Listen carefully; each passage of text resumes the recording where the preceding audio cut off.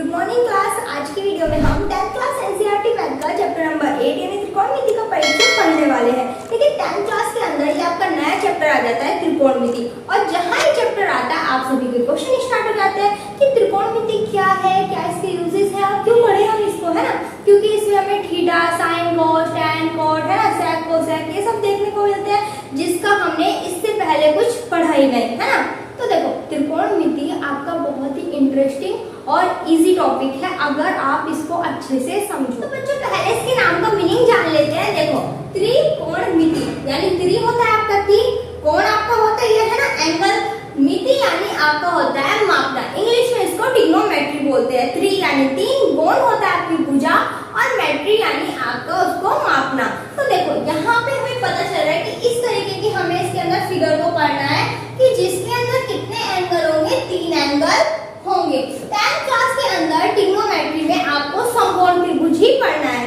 उसके बाद आगे की क्लासेस में हम और भी त्रिभुज को डिस्कस करेंगे। तो देखिए समकोण त्रिभुज में हम क्या जानते हैं कि हमारा एक एंगल कितने डिग्री का होता है, 90 डिग्री का होता है। देखो अगर हम इसका एग्जांपल देखें किस तरह से, मान लीजिए यहाँ पर आपका क्या है, कुतुब मीनार है ना, और यहाँ पे हम खड़े हुए हैं। अब हमें इसकी हाइट कैलकुलेट करनी है, तो हम इतना बड़ा स्केल तो लेके नहीं आएंगे उसकी हाइट देखने के लिए।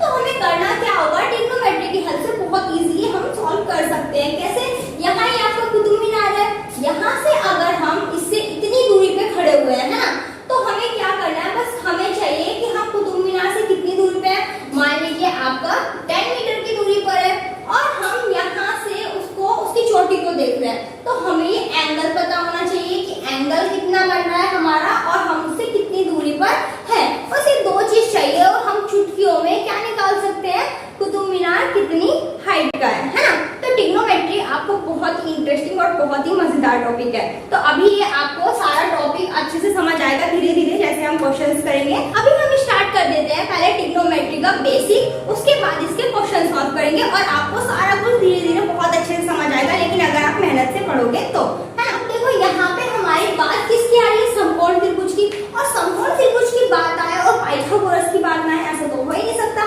पाइथागोरस फिर में हम सभी ने पढ़ी है। तो देखो इसको थोड़ा सा डिस्कस कर लेते हैं। क्या पाइथागोरस के अंदर हमारी तीन चीज होती है, क्या, लंब, कर्ण और आधार। तो देखिए यहाँ पर जो हमारी 90 डिग्री के जस्ट सामने होती है वो हमेशा हमारा क्या होता है, कर्ण होता है। क्या होता है, कर्ण होता है। कर्ण तो हमारा हो गया, अब क्या बचता है, लंब और आधार।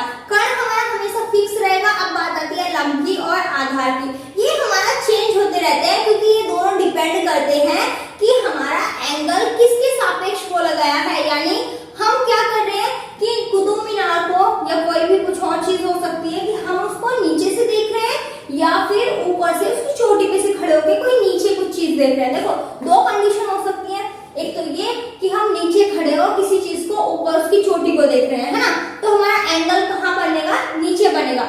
उस कंडीशन में आपका क्या होगा कि एंगल अगर हम नीचे से बना रहे हैं तो इस एंगल के जस्ट सामने वाला आपका होता है लंब, है ना, और लास्ट जो बचता है वो आपका क्या होता है, आधार। अब इसके अपोजिट कंडीशन में हम क्या कर सकते हैं, देखो एक और सा डायग्राम बनाते हैं। अब यहाँ पर अगर हम, ये तो आपका 90 डिग्री का होगा, इसके जस्ट सामने वाला क्या होता है, कर्ण। अब यहाँ पर अगर हम खड़े हैं और यहाँ नीचे मान लीजिए कोई गमला रखा है ना, हम उसको देख रहे हैं, तो अभी हमारा एंगल कहाँ से बनेगा, ऊपर से बनेगा, क्योंकि ऊपर से खड़े हो गए हम नीचे देख रहे हैं। तो यहाँ पे एंगल चेंज हुआ, एंगल चेंज होगा तो आपका इसके जस्ट सामने वाला क्या होगा, लंब, और आपका जो लास्ट बचता है वो हो जाएगा क्या, आधार। तो कर्ण आपका फिक्स रहेगा, लंब और आधार आपके एंगल पे डिपेंड करेंगे कि आप कहाँ पे खड़े हैं या किसके सापेक्ष देखना चाह रहे हैं, है ना।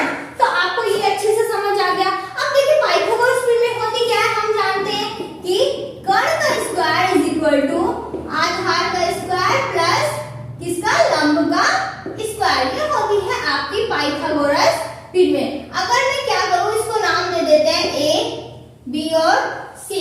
तो देखिए कर्ण का स्क्वायर यानी AC का स्क्वायर इज इक्वल टू आधार यानी आपका क्या होगा, AB। तो हम लिखेंगे किसका, AB का स्क्वायर प्लस लंब आपका क्या हो जाएगा, BC। तो क्या हो जाएगा, BC का स्क्वायर। हम इसको इस तरह से भी लिख सकते हैं। अब देखिए हम क्या जानेंगे यहाँ पर त्रिकोणमिति के अनुपात। अब इनके अनुपात कैसे कैलकुलेट करेंगे, लंब, आधार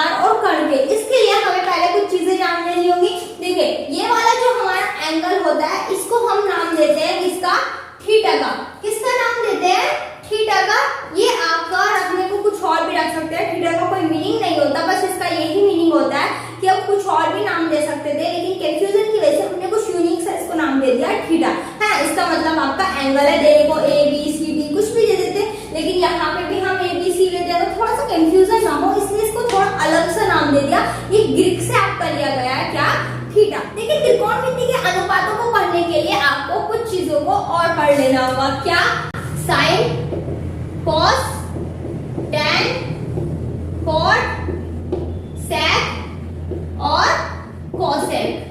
इन सभी को आप ऐसे ही खाली नहीं पढ़ोगे, इनके साथ हमें क्या लेना होगा, एंगल यानी थीटा। इन सभी को हम अकेले नहीं लिख सकते हैं, इनके साथ हमें थीटा लिखना होगा। तो देखिए क्या, साइन, कॉस, टैन, कॉस, सेक, कोसेक। अगर आप इसको सीक्वेंस से याद करोगे तो ट्रिग्नोमेट्री के कॉन्सेप्ट आपके लिए काफी इजी हो जाएंगे। इसको याद करने का आपका एक ट्रिक भी है, देखिए क्या, सोना चांदी टीन, कोट सारे क्रीम, है ना। सोना यानी साइन, कॉस यानी आपका चांदी, टीन यानी आपका टैन, कोट यानी कोट तो आपका है ही, है ना, साइन यानी सेक और क्रीम यानी आपका कोसेक। इनको आप सीक्वेंस वाइज लर्न कर सकते हो, है ना। उसके बाद आपको एक और चीज याद करनी होगी, क्या, लाल बटे कक्का। क्या याद करनी होगी, लाल बटे कक्का। क्या हो गया, LAL लाल, डबल KA कक्का।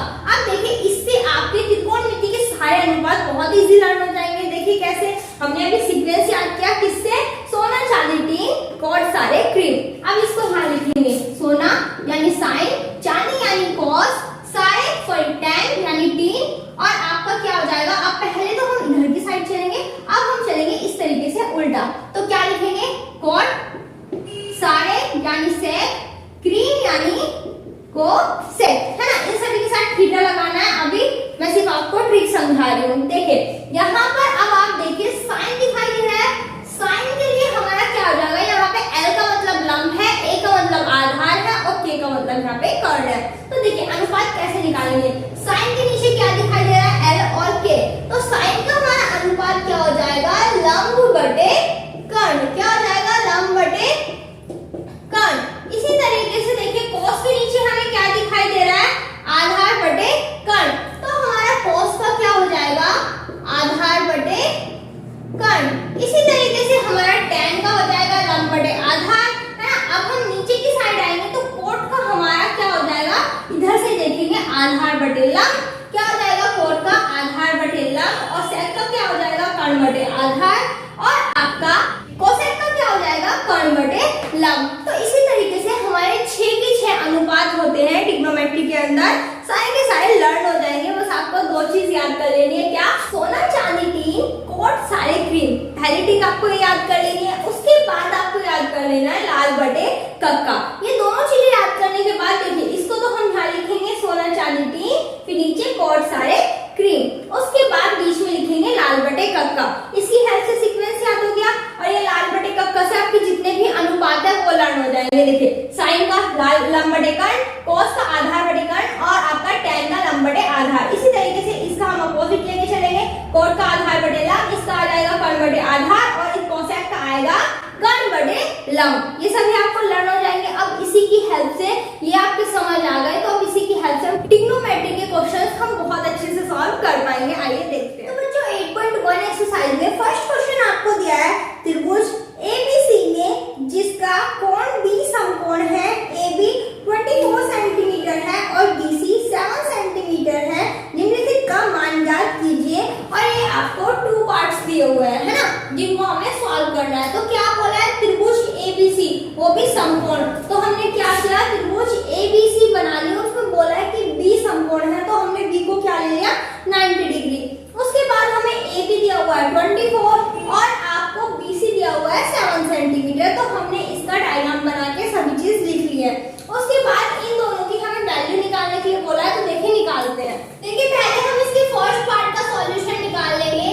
तो यहाँ पे इसके फर्स्ट पार्ट में हमसे क्या बोला गया है, थीटा की जगह पर देखिए हमें क्या दिया हुआ है, A, यानी हमें एंगल A के सापेक्ष निकालना है। तो हम जानते हैं 90 डिग्री के जस्ट सामने वाला क्या होता है, हमारा कर्ण, और इस एंगल के जस्ट सामने वाला हमारा होता है लंब, और जो लास्ट वाला बचा है वो हमारा क्या होगा, आधार, है ना। अब देखिए वैल्यू किसकी निकालनी है, साइन A और cos A की वैल्यू हम तब निकालेंगे जब हमारे पास लंब, कर्ण, आधार ये तीनों चीज होंगे, है ना। इसी की हेल्प से तो निकालेंगे इनके मान। तो उसके लिए हमें क्या करना होगा, दो दी हुई है, दो साइड हमें तीसरी निकालने के लिए पाइथागोरस थ्योरम का यूज करेंगे। देखिए क्या होती है, कर्ण का स्क्वायर इज इक्वल टू किसका, लंब का स्क्वायर प्लस आधार का स्क्वायर। तो हम देखिए क्या कर देंगे, यहाँ पे वैल्यू रखेंगे, लंब का वैल्यू क्या दिया हुआ है हमें 7, तो इसका स्क्वायर है तो स्क्वायर करेंगे। अभी आपका कितना दिया हुआ है 24 आधार की वैल्यू, इसका स्क्वायर करेंगे। तो अभी देखिए क्या करते हैं, यहाँ स्क्वायर है, कर्ण का स्क्वायर 7 का स्क्वायर कितना हो जाएगा आपका 49 और आपका 24 का स्क्वायर हो जाएगा 5, 7 और 6 है ना। अब क्या करना है, इन दोनों को ऐड कर लेंगे, ऐड करने पे हमारा आएगा 6 to 5। यहाँ पर क्या था आपका कर्ण का स्क्वायर। अब देखिए यहाँ पे जो स्क्वायर है वो आपका रूट में जाएगा, अगर इक्वल टू के इधर लेके जाएंगे तो क्या हो जाएगा, कर्ण is equal to under root 6 to 5।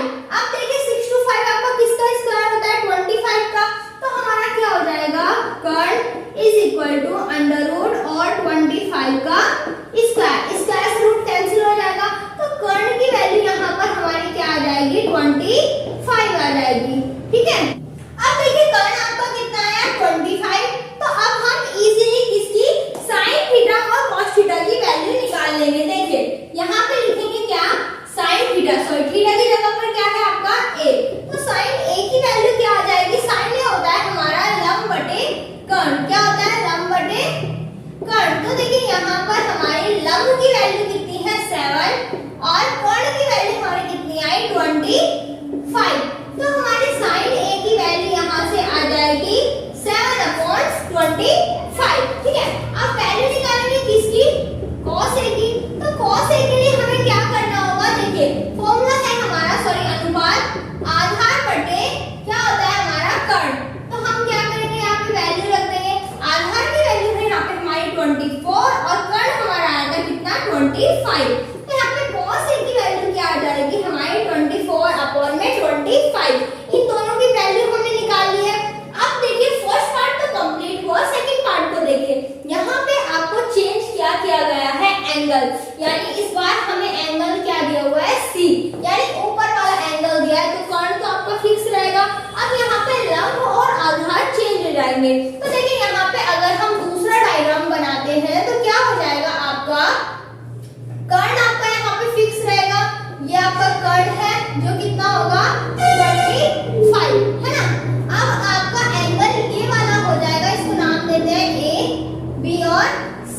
अगर एंगल C होता है तो इसके जस्ट सामने वाला क्या होगा लंब, और ये लास्ट वाला जो बचेगा वो हमारा क्या हो जाएगा आधार है ना। ये हमें 25 दिया है लंब, यानी यहाँ पे ये हमारा कितना था 24 और ये हमारा कितना था, वैल्यू हम पहले वाली रखेंगे 7 सेंटीमीटर। ठीक है, अब देखिए क्या करेंगे, हम यहाँ पे नॉर्मली जैसे हमने इसकी वैल्यू निकाली है वैसे ही उनकी निकाल लेंगे। सेकंड पार्ट में हमें किसकी वैल्यू निकालनी है, sin c की। तो sin c की वैल्यू क्या हो जाएगी, फॉर्मूला होता है हमारा लंब बटे कर्ण। तो देखिए लंब की वैल्यू हमारी क्या है यहाँ पे 24 और कर्ण की वैल्यू कितनी है हमारी 25 है ना। तो हमारा sin c की वैल्यू क्या आ जाएगी यहाँ पे 24/25। इसी तरीके से किसकी वैल्यू निकाल लेंगे हम, cos c की। तो cos c की वैल्यू क्या आ जाएगी यहाँ पर, cos c हमारा होता है आधार बटे में कर्ण है ना। आधार देखिए हमारे यहाँ पे कितना है, आधार है 7, तो हम लिखेंगे 7 और आपका कर्ण कितना था 25 सेंटीमीटर, तो क्या लिखा 25 सेंटीमीटर। तो हमारी cos c की वैल्यू क्या आ जाएगी 7/25। इस तरह से आपका ये क्वेश्चन कंप्लीट हो जाता है। आई होप आपको अच्छे से समझ आया होगा ट्रिग्नोमेट्री का बेसिक, और इससे रिलेटेड हमने 1 क्वेश्चन सॉल्व किया। बाकी के क्वेश्चन अपनी नेक्स्ट वीडियो में हम सॉल्व करेंगे। अगर वीडियो पसंद आई तो वीडियो को लाइक